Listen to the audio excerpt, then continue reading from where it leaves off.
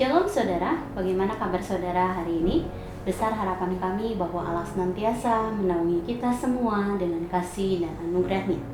Saudara, hari ini kita akan kembali merenungkan kebenaran firman Tuhan dalam Matius 11 ayat 20 sampai 24. Matius 11 ayat 20 sampai 24 saya akan bacakan bagi Bapak Ibu Saudara sekalian. Lalu Yesus mulai mengecam kota-kota yang tidak bertobat. Sekalipun di situ ia paling banyak melakukan mujizat-mujizatnya. Celakalah engkau Korazim, celakalah engkau Bethsaida, karena jika di Tirus dan di Sidon terjadi mujizat-mujizat yang telah terjadi di tengah-tengah kamu, sudah lama mereka bertobat dan berkabung. Tetapi aku berkata kepadamu, pada hari penghakiman, tanggungan Tirus dan Sidon akan lebih ringan daripada tanggunganmu. Dan engkau, Kapernaum, apakah engkau akan dinaikkan sampai ke langit? Tidak, engkau akan diturunkan sampai ke dunia orang mati. Karena jika di Sodom terjadi mujizat-mujizat yang telah terjadi di tengah-tengah kamu, kota itu tentu masih berdiri sampai hari ini. Tetapi aku berkata kepadamu, pada hari penghakiman, tanggungan negeri Sodom akan lebih ringan daripada tanggunganmu. Renungan pada pagi hari ini saya beri judul Yesus mengecam beberapa kota.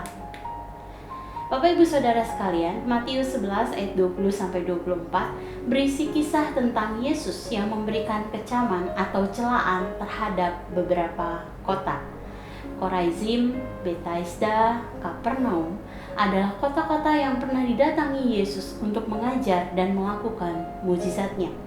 Bahkan dikatakan bahwa sekalipun di situ ia paling banyak melakukan mujizat-mujizatnya yang terdapat pada ayat 20, tetapi setelah semua itu terjadi tidak ditemukan tanda-tanda pertobatan.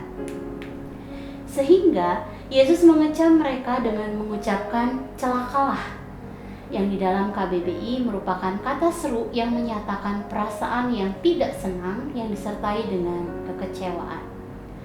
Dan hal ini berarti bahwa kota-kota tersebut akan selalu mengalami kesusahan, kesulitan, kemalangan, dan lain-lain. Sebab kekeras kepalaan dan kedegilan hati mereka. Bapak Ibu Saudara sekalian, jika kita perhatikan ucapan Yesus terhadap kota-kota tersebut yang terdapat di dalam ayat 21 sampai 23, maka kita dapat melihat bahwa orang-orang yang mendengar ajaran Yesus dan melihat mujizatnya hanya melihat, mendengar, lalu pergi tanpa menerimanya di dalam hati masing-masing.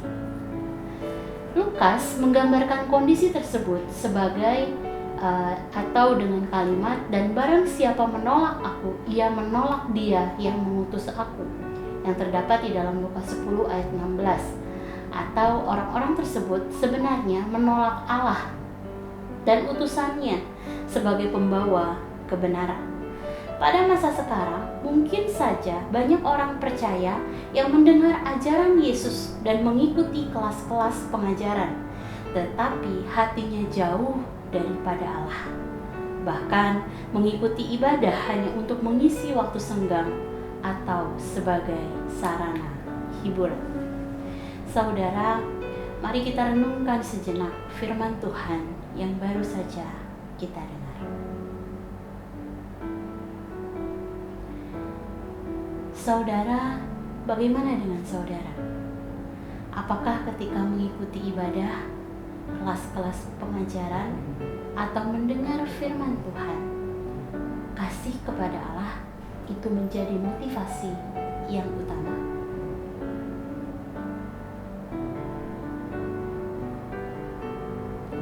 Sebab dengan motivasi kasih yang murni kepada Allah, maka kita tidak hanya akan mendengar saja ajarannya, tetapi juga melakukannya dalam kehidupan sehari-hari.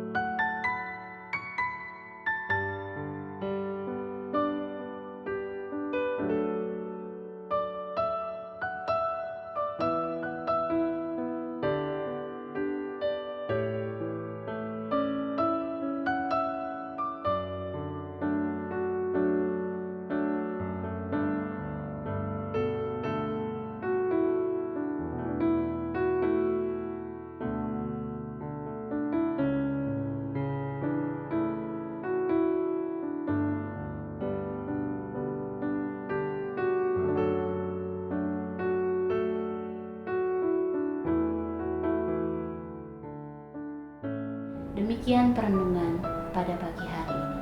Mari kita berdoa. Tuhan, terima kasih satu hari Allah tambahkan dalam kehidupan kami. Sungguh kami diingatkan kembali agar hati kami tetap tertuju kepada Engkau Tuhan.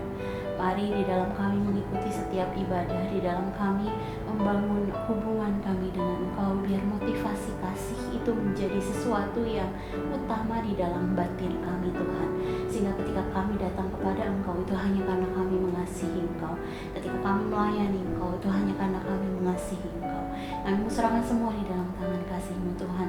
Semua aktivitas kami juga di sepanjang hari ini, kami percaya Allah yang akan menolong kami di dalam segala sesuatunya. Terima kasih. Dan di dalam nama-Mu Tuhan Yesus kami berdoa dan bersyukur. Haleluya. Amin. Selamat pagi saudara, selamat beraktivitas. Tuhan Yesus memberkati.